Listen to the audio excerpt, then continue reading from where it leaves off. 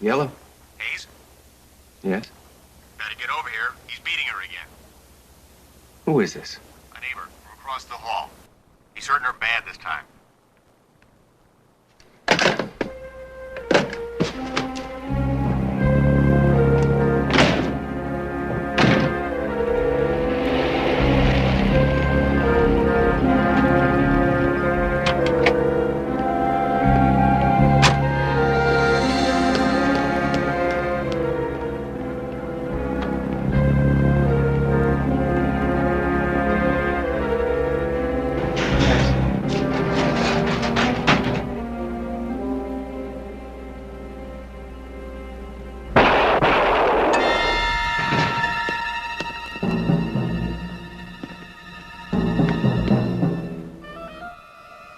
Maggie?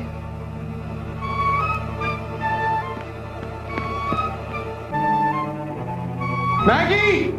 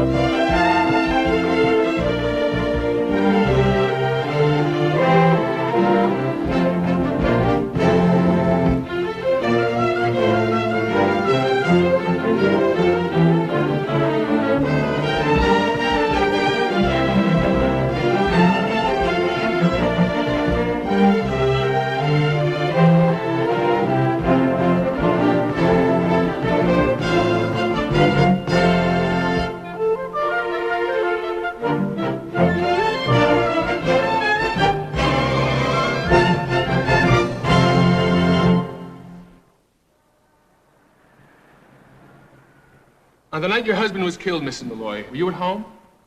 No, I was at the theater with friends. Tina and Jerry Nelson and Tom Irwin. Then you couldn't have asked your neighbor across the hall to call Peter Hayes and tell him your husband was beating you. No. As a matter of fact, your neighbor has already testified to the court's satisfaction that when the call was made, he was on a commercial airliner flying to Los Angeles. But your husband had struck you on other occasions. Yes. And the defendant knew about those other incidents, knew about your husband's violent temper? Miss Molloy. Yes. What was your relationship with Peter Hayes?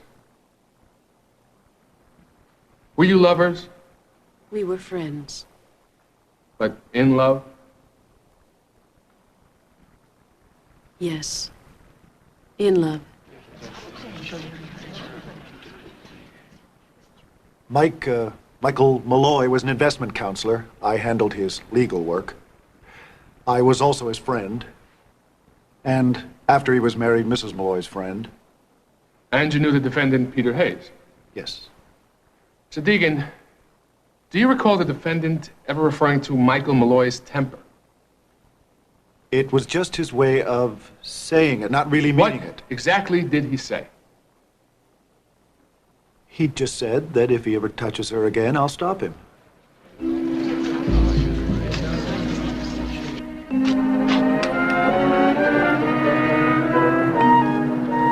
Some juicy murder, huh? Hey, what do you and Mr. Wolf think? Oh, we always depend on you, Charlie. Guilty. Look, anybody won't take the stand to defend himself? Gotta be guilty.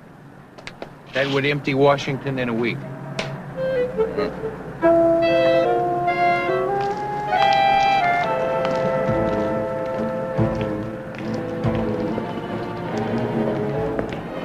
Good afternoon, Mr. Harrow. On the phone, you said it was important. He's my son. I want you to find him. Find him, Mr. Harold? Is he lost? A runaway? Not in the ordinary sense. Several years ago, I took my son Paul into my business. He stole $66,000. I kicked him out.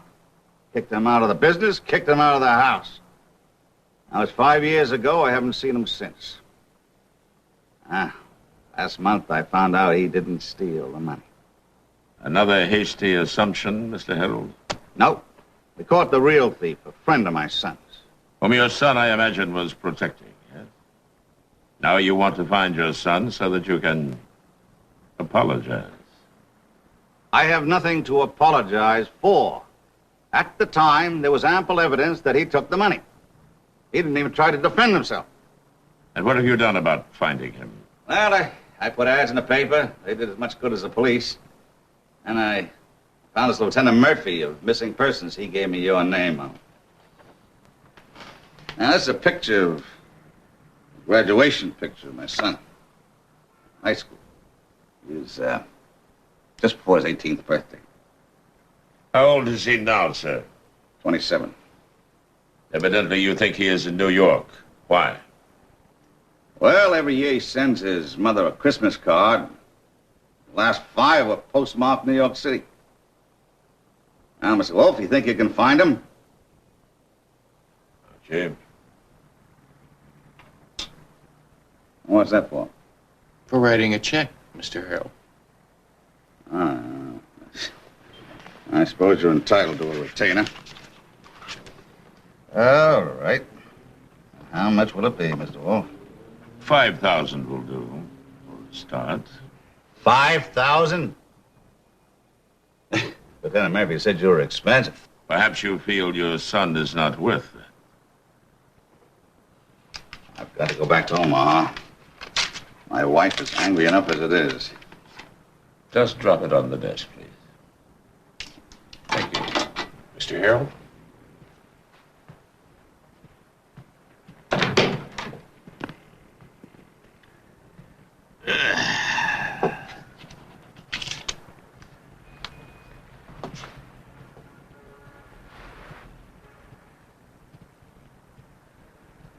I hope I'm doing the right thing. How long do you think this is going to take? At least $5,000 worth. Good afternoon, Mr. Harold.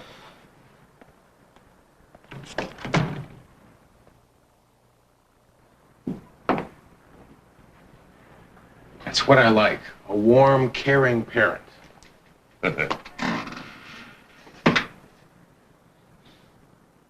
Archie, do you believe in coincidences? I mean, that they have meaning? Only when my horse comes in. That's a coincidence. Carl Jung, the Swiss psychoanalyst, had a theory that coincidences simply did not exist. They were merely events that were meant to happen together because they were somehow significant to each other. He called his theory synchronicity. Can't think of a better name for it. Archie, why did you bring me this particular newspaper, folded this particular way to this particular murder story? Charlie down at the corner wanted your opinion. There are a number of coincidences here. The accused man, Peter Hayes, like Mr. Harold's son, made no effort to defend himself either. That happens. And the names, Archie: Peter Hayes, Paul Harold. You mean the initials? PH, the same. Dr. Jung would have been proud of you. Okay, wait a minute. So the initials are the same, and they both didn't defend themselves. I mean, that hardly adds up to an open and shut case. Archie, it is easy enough for a man to change his name, but deep within everyone's soul is the need to retain a trace of his true identity. Often he clings to the initials he was born with. Hey, look, come around here. Look, the high school photograph of Paul Harold, the newspaper photograph of Peter Hayes. His face is hidden in the newspaper photo, but I would say about 27 years old. The shape of the head, the chin, making him at least a possibility, would you not say? Wouldn't that be something? Yeah. I want to know when Peter Hayes was born, Archie. All about his family, all about the trial. Okay, but if this Hayes character really is Paul Harold, we're not going to be doing his mother much of a favor. Charlie thinks the jury's going to sink him. We were hired to find the young man, Archie. Anything beyond that will have to wait. Okay.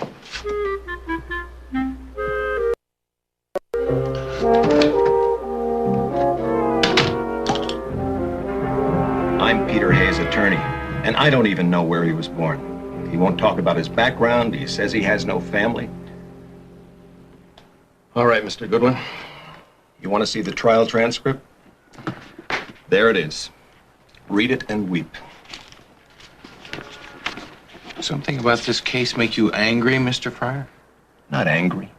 Frustrated. Now, I don't know why Nero Wolfe is interested in my client, but go ahead. What have I got to lose? One more favor, Mr. Fryer. Can you arrange for me to talk to Hayes? He won't talk to you. He won't even talk to me, and I'm trying to save his life. Maybe he'll listen.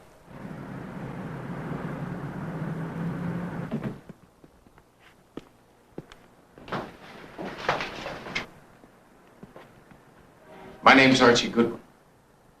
Okay. So you know who you are? Do you? I work for Nero Wolfe, private detective. Father James Harold hired Mr. Wolfe to find you. What are you talking about? My name's Hayes. Peter Hayes. Not Harold. I got a picture of you, Paul. Your senior year in high school. Now that I've seen you, I believe you're it. Now we're gonna have to tell your father we found you. I told you. I don't have a father. Look, you can disown him, but he hasn't disowned you. Now what about your mother? My mother died 10 years ago. One look at you and your father will know. You want me to send for it? Hey, look, you're wrong. You're making a mistake. If he comes, I won't see him.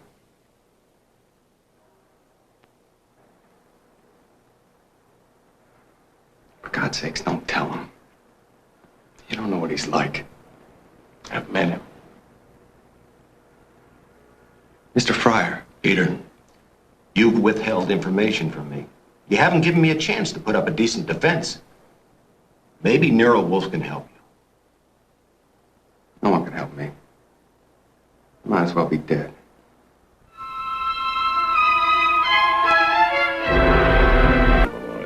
I'd do anything I could to help Peter. Mrs. Molloy, this is undoubtedly a difficult question for you to answer, but it may help us. When did your husband first physically strike you? A few months after we were married. I'd been his secretary, and I went to his office. We were going to lunch. I picked up an invoice from the Metro Safe Deposit Company. Habit, I guess. Michael got terribly angry. He slapped me, pushed me back against the wall. He shouted that I was never to touch his papers again. He kept a safe deposit box you knew nothing about. No, it wasn't his. Whose, then? The bill was made out to Richard Randall. And the night of your husband's death, you were at the theater with friends? Yes. So they can account for your whereabouts all evening. Well, most of the evening. I was with Tina and Jerry Nelson and Tom Irwin. Fanny Irwin, Tom's wife, had come down with a headache, and Tina called and asked me to fill in. They already had the tickets. She said Tom would meet us at the theater. And did he? Yes. He was terribly late. Jerry Nelson waited for him in the lobby, and they both came in about the middle of the first act. I see. We'll want to check out that safe deposit box, Miss Molloy. Do you have a lawyer? Yes. Patrick Deegan. He was my husband's lawyer. Well, please arrange for him to meet you and Mr. Goodwin at the Metro Safe Deposit Company tomorrow morning at 10. I'll take care of the formalities. Good day, Mrs. Molloy.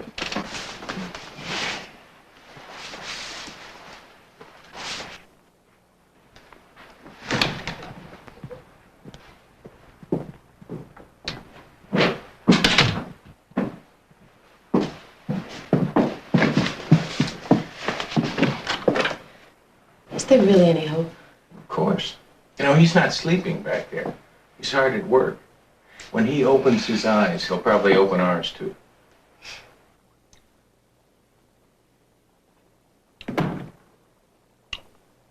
Nice balance, Fritz. Perhaps a touch more garlic, eh? It needs no more garlic. Perhaps a soupçon of saffron. Are you out of your mind? Saffron in the marinade for a shish kebab? Saffron in the marinade for the shish kebab.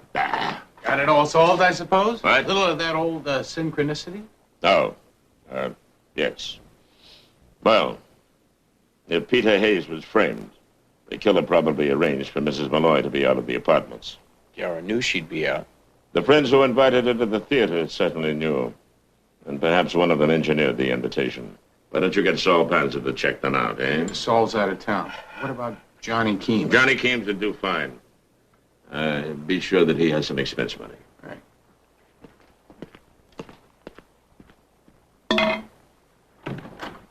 Very well, Fritz. I will concede the garlic, but not the saffron. It's your stomach.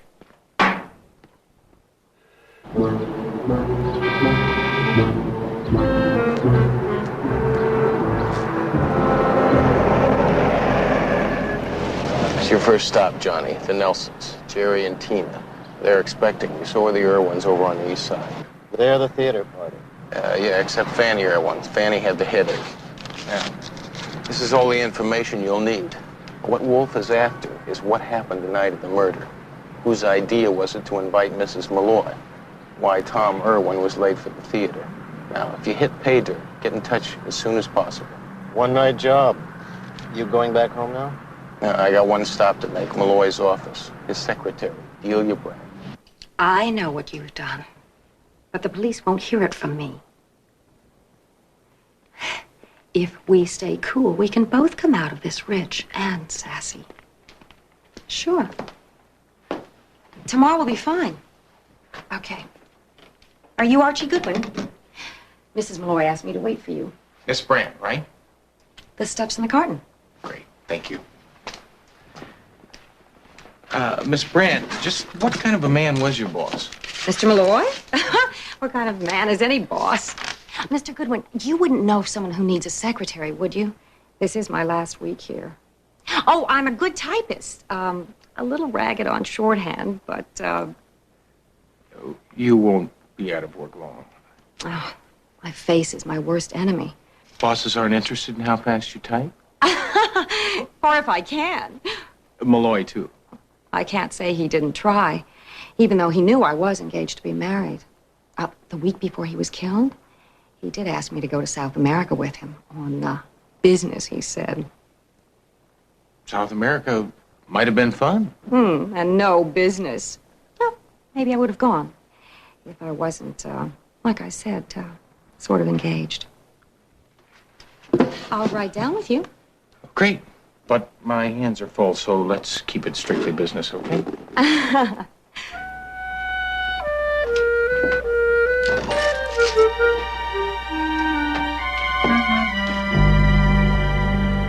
waited up for you. Would you like a sandwich? Cold Danish ham and fresh sliced pineapple. No, thanks, Fritz. The great man retired? Oh, an hour ago.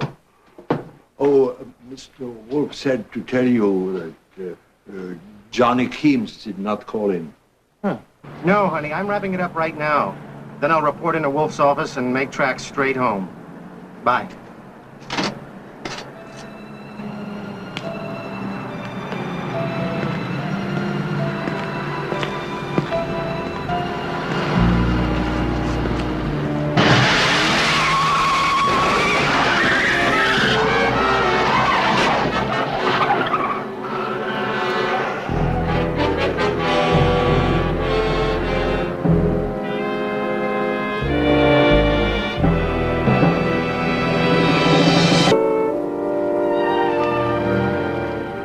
At 10:45 last night, a private investigator named John J. Keems was run down and killed by a car on the East 90s. The car was left on Upper Broadway. The car was also hot.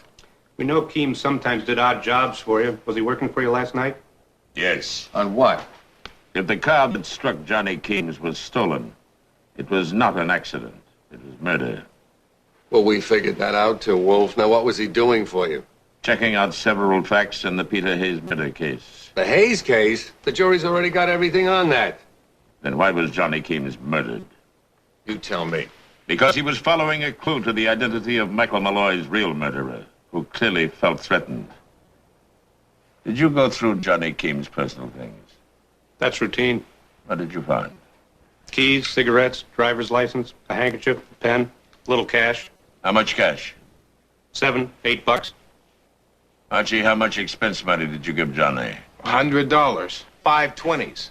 Are you saying a police officer stole that money? The money is gone, Mr. Kramer. Hey, Wolf, you're gonna go one step too far. You're gonna go 1 inch too far. I'm gonna nail you. Sergeant. Think Johnny used the $100 to buy information? Mm-hmm. But he probably never got, or he would have told us. If I did not fully believe Peter Hayes was innocent before, Archie, I do now. Well, it's almost 10, Archie. You have an appointment at the Metro Safe Deposit Company. You're all witness to my protest. This box may be opened well in advance of close of probate, but at a time convenient to the widow. Open it, Mr. Deegan. I represent the Internal Revenue Service. You've seen the court order. What about private papers? Open it, please.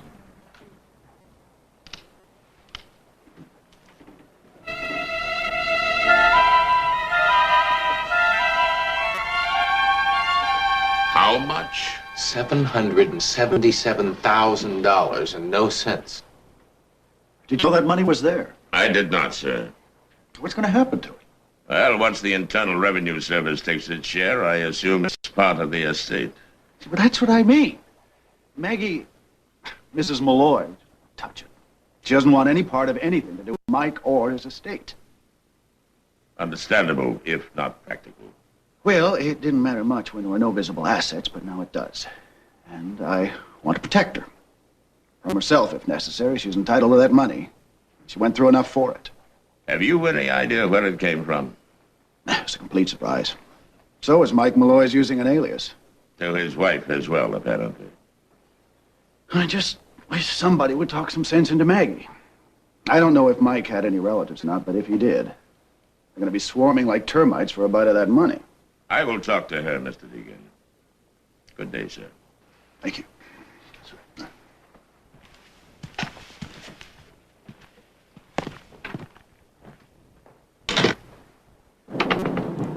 Thank you. Hi. I gotta go. Okay, bye. Hello, Mr. Goodwin. How are you today? How are you? Just fine. Well, we're all here as you requested, and a sacrifice to our working day, I might add. Are you Nero Wolf? No, ma'am. I'm Archie Goodwin, Mr. Wolf's assistant. Won't you all come in?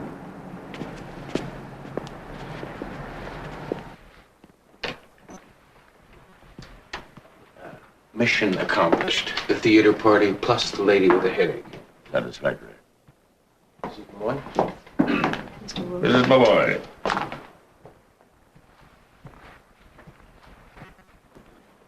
I'm Jerry Nelson, my wife Tina, Fanny Irwin, and Tom Irwin. Hello.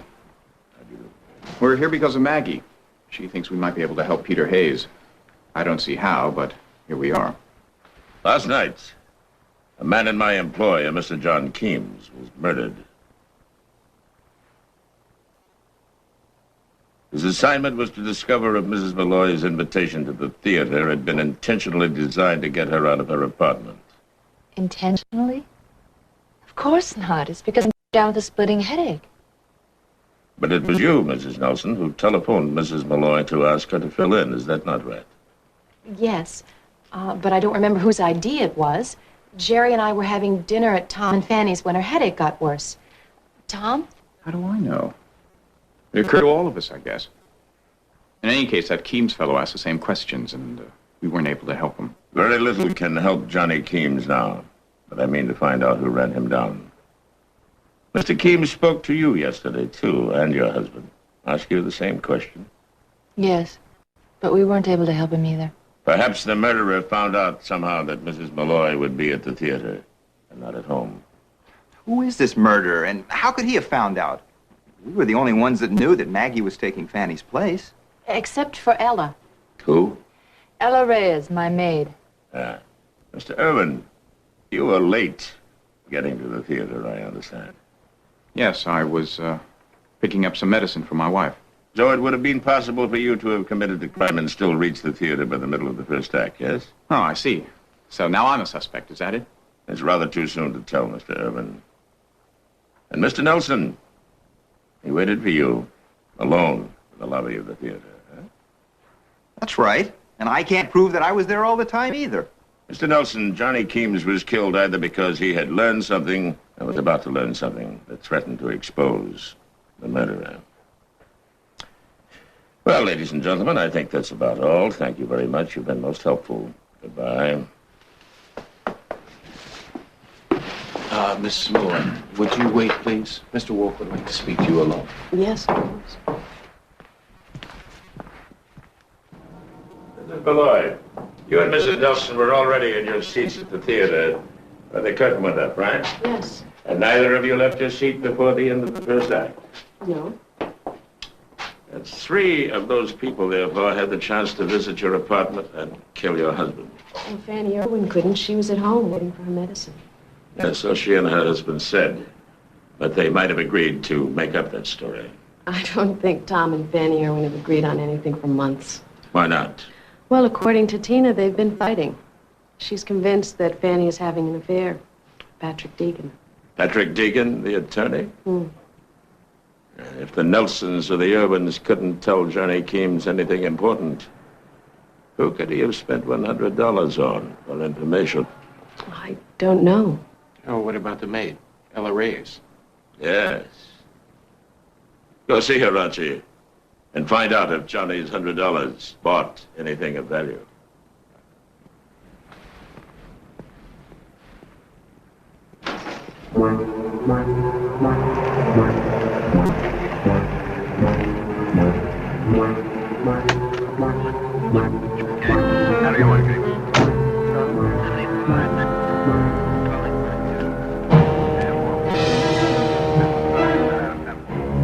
All right, everybody, back up. What happened, Eddie? Hi, Archie. Lady was shot. Everybody, back up, I said. Such a nice young woman, too. Ella Reyes, her name was. Worked up there, top floor. Excuse me. Governor, what's the condition there, Kate? Fine.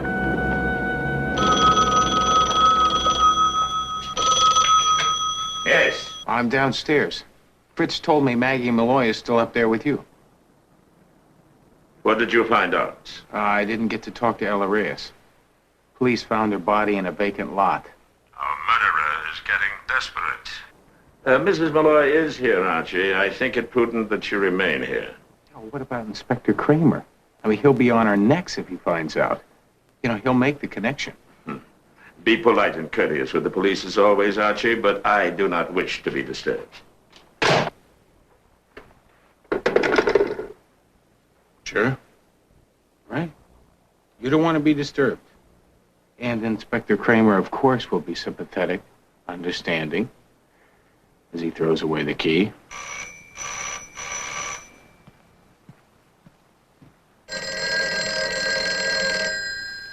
Fritz, get the front door, will you? Nero Wolf's res... Oh, hello, Inspector. Really? Shot?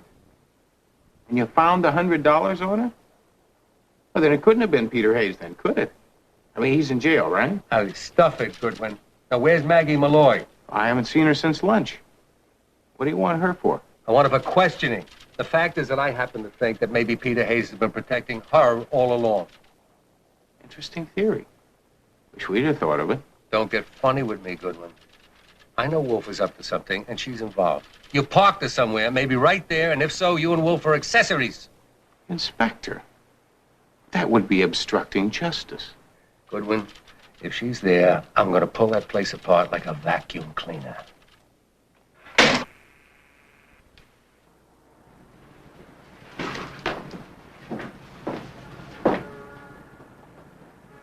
My duties here require at least another hour of my uninterrupted attention, Archie. I know. But Mr. Harold wants to terminate your employment. He says Lieutenant Murphy of Missing Persons introduced him to his son. I see. Very well. You have a record of the expenses, Archie. All you have to do is add the fee, $50,000. That's ridiculous. What have you done to earn a fee? The police found my son. I don't think you have the least idea where he is. Oh, I know where he is, Mr. Harold, but that is not the point. The point is, sir, I suspect you of the rankest duplicity. What? Lieutenant Murphy has his own glory to consider, a not inconsiderable task, by the way. But he is an honest man. He must have told you that I discovered your son. $50,000 is outrageous. I'm not going to pay it. Oh, yes, you will. And perhaps even more. You see, I not only have abundant evidence that it was I who found your son, but in a matter of an hour or two, I will have also exonerated him of a murder conviction. Yes, sir. You will pay. Exonerate? The reason you were not told he was found was that he did not want you to be told. That is an understatement, sir. Did you speak to him? Well, I saw him. He wouldn't talk to me. Now tell me, Mr. Wolf. How can you exonerate him? By revealing the real murderer. Of course, as I said, it could take an hour or two. I'm not the monster you think I am, Mr. Wolf. If Paul is innocent, I want him protected. Perhaps protection and understanding should have begun a long time ago, Mr. Harold. Now, if you will excuse me. Mr. Harold?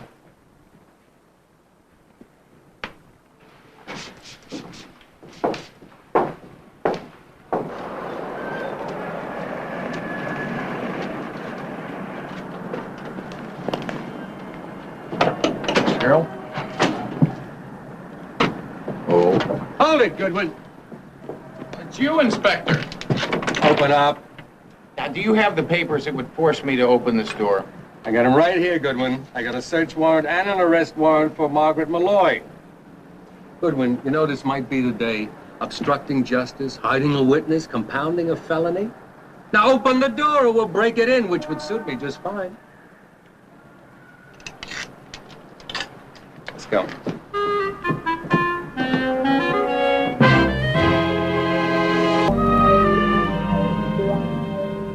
Yes, sir. He has a search warrant. He seems to suspect that we're hiding the lady.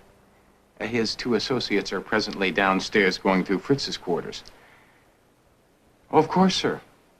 Politeness and courtesy at all times. Yes, sir. We'll find her, Goodwin. You and Wolf are just pulling a bluff. Goodwin, why don't you just save time and turn her over to us? Well, I wouldn't want to deprive you of the fun of looking, Inspector. Nothing down there except a bedroom and a couple hundred cookbooks. Mostly in French, so I'm sure you didn't read them. All right, let's go. The dining room and the front room. Oh, Sergeant, don't forget to look in the china closet and the silver chest. Mrs. Molloy is not a large woman. She could be hiding anywhere. You know you're a scream, Goodwin. Nothing. Check the pantry. I did. Nothing there. Did you check the cookie jar? Okay, Wolf's room.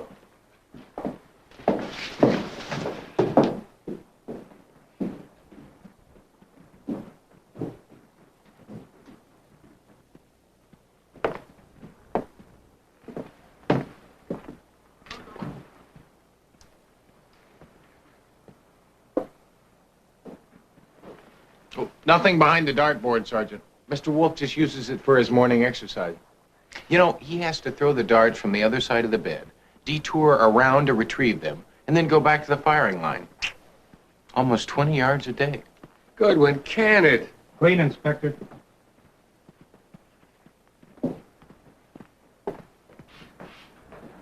You've met Mr. Wolf's assistant inspector, Theodore Horseman, a fellow of the Royal Horticultural Society. What's in that room back there? That's my room. That's a private room. I'll take a look. No. Careful, please.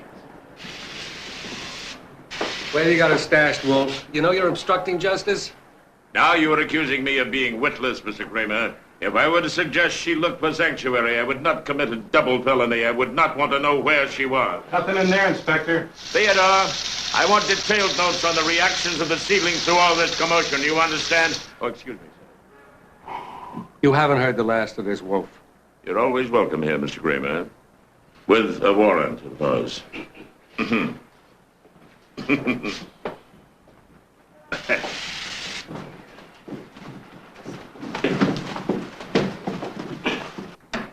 There we are. Yes. Thank you. They've all gone? Yes, indeed they have, Mrs. Molloy. Indeed they have. I think the seedlings will be all right after all, sir. Certainly, Theodore. Excuse me, mind you.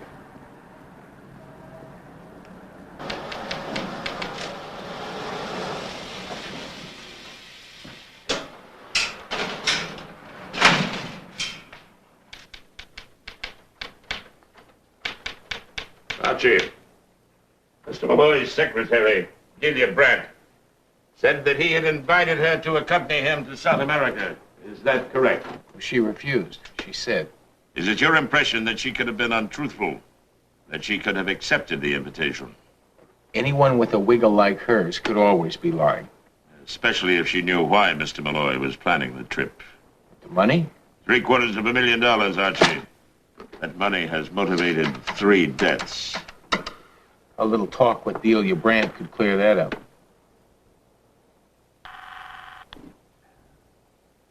No answer. It might be better if she were out when you searched her apartment. Assuming you still remember how to open the locked door.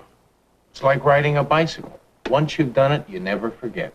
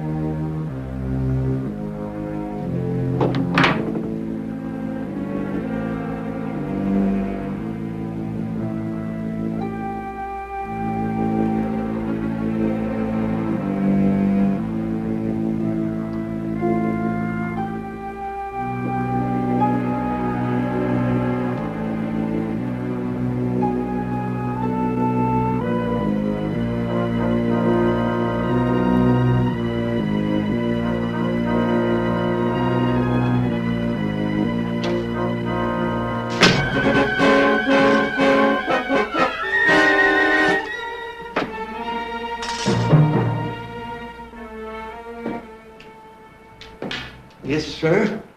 But are you certain that Archie has not called? I have been right by the telephone. It has not rung.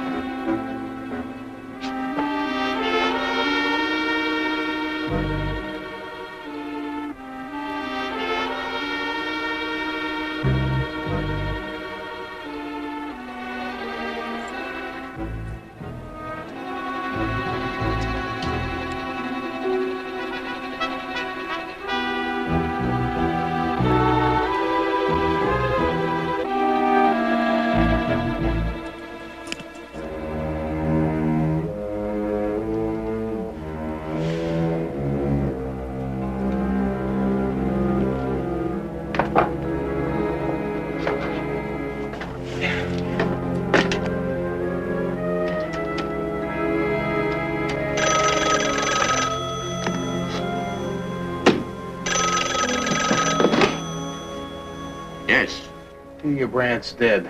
The place has been ransacked. That's my guess. The killer didn't find what he was looking for, but I think I did. Locker key. To what locker? Do you have any idea? 434 GC. I'd say Grand Central Station. All right, report the murder, Archie, but not the key just yet. Then find the locker and see what it contains.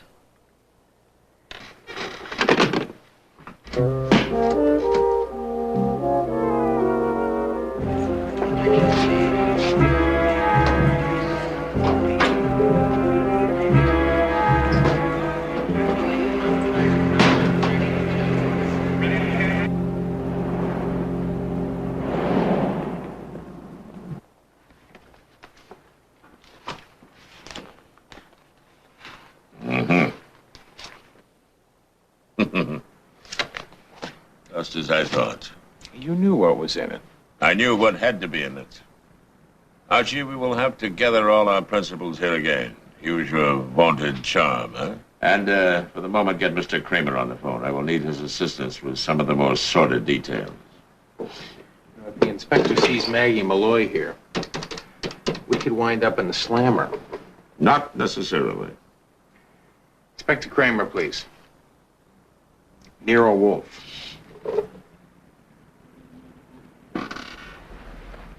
Mr. Kramer, I am calling to fulfill my responsibilities as a private investigator. Oh, yes, sir. Yes, sir. If you will arrange for a meeting here, I will arrange to hand over to you the murderer. Is this another one of your Chinese puzzles, Wolf?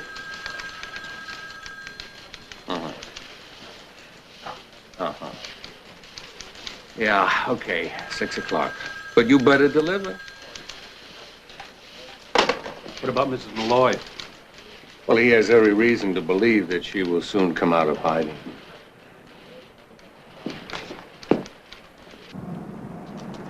Ladies and gentlemen, I have asked you all here because I intend to unmask a desperate, conscienceless, and up to now anonymous killer. A point of immediate curiosity concerned the circumstances leading to Mrs. Molloy's invitation to the theater the night of Mr. Molloy's murder. Oh, not that again. Yes, Mr. Irwin, that again. Johnny Keems gave Ella Reyes, your housemaid, $100, in return for which she was to tell him what really happened with regard to your wife's headache. But Ella never got to tell Johnny because Johnny was murdered, and Ella herself was murdered. Yes, Mrs. Irwin? I'm sorry, nothing. Did Ella Reyes try to blackmail you, Mrs. Irwin, after she talked to Johnny Keems and realized her information could be worth far more than $100? Certainly not. Blackmail me for what? For knowing that your headache was faked, or that you and Mr. Deegan are having an affair.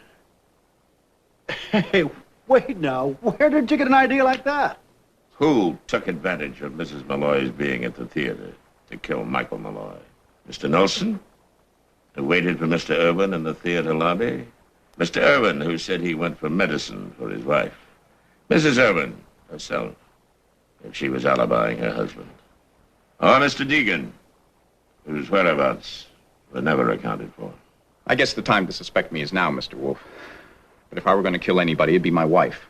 Or Patrick Deegan, if they were having an affair. But why would I kill Delia Brandt? She had evidence that connected the murderer to $750,000, which she and Michael Molloy were going to share in South America. Money that Molloy and his partner had stolen from a trust fund. Partner? Well, are you talking about the money in the safe deposit box? Nobody knew about that. The partner knew, Mr. Deegan. He knew where it was, too, but he could not get at it. He was frantic when he knew it was going to be exposed at the Metro Safe Deposit Company. Frantic also because he thought perhaps something connecting him to the theft was in that box. He was relieved that only the money was there. But he knew then that he was vulnerable. Well, who is he, anyway? In a moment, Mr. Kramer. Another point of curiosity. Where and how was that money accumulated? Delia Brandt could have answered that and saved her life. But instead, she hid the evidence of fraud and tried to make a deal with a ruthless killer. Well, what evidence? You knew nothing. In your frenzied search for the key to this attaché case, Mr. Deegan, you overlooked the one place where Miss Brandt had hidden it. In the locket, on the chain you used to strangle her with. Well, anything in that case could be Michael Molloy's cover-up for what he did. Mrs. Irwin, I ask you again, did you fake the headache to make sure Mrs. Molloy would take your place at the theater? Did you act on Mr. Deegan's instructions? Or are you going to persist in your alliance with him and make yourself an accessory to a number of crimes you did not know he had planned? No, you're right. I didn't know. I wasn't a party to killing anyone. It was all his doing. Well, let's go, Mr. Deegan.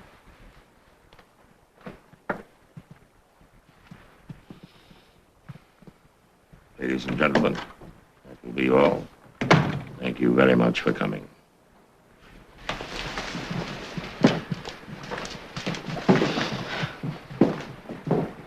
Mr. Wolf, that means that... That Peter Hayes is innocent, of course. He was determined to protect you, even at the cost of his own freedom. He truly believed you might have done it. I don't know what to say, how to repay you. I've been amply paid, Mrs. Molloy. You have my word. I'm grateful too, Mr. Wolf. I believe that. I believe you are. And may I suggest, sir, that you have another try at making peace with your son? I have, perhaps, been an obstinate and lonely man. Bye now. Goodbye.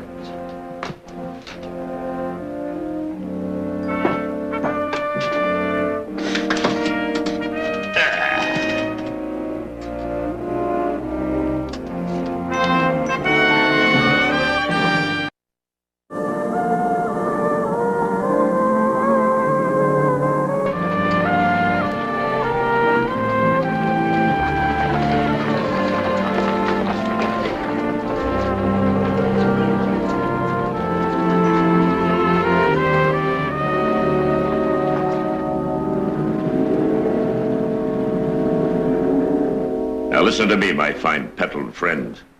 And that applies to all the rest of you. I've heard all the nonsense about talking gently to your flowers as if they were sensitive children. So you will forget all that. You are bred as aristocrats, and you are to be treated as being above the common herd. You will do as you were told, and if you don't, there is always the compost heap. Do I make myself clear? They're not children, you know. What was that, Horseman? If you two could stop arguing for a moment, I've got some news. Yes, what is it, Archie? It's all over. Paul Harold's a free man. Satisfactory. Thank you. And now, Horseman, just what was it exactly you were trying to say? They're not children, you know.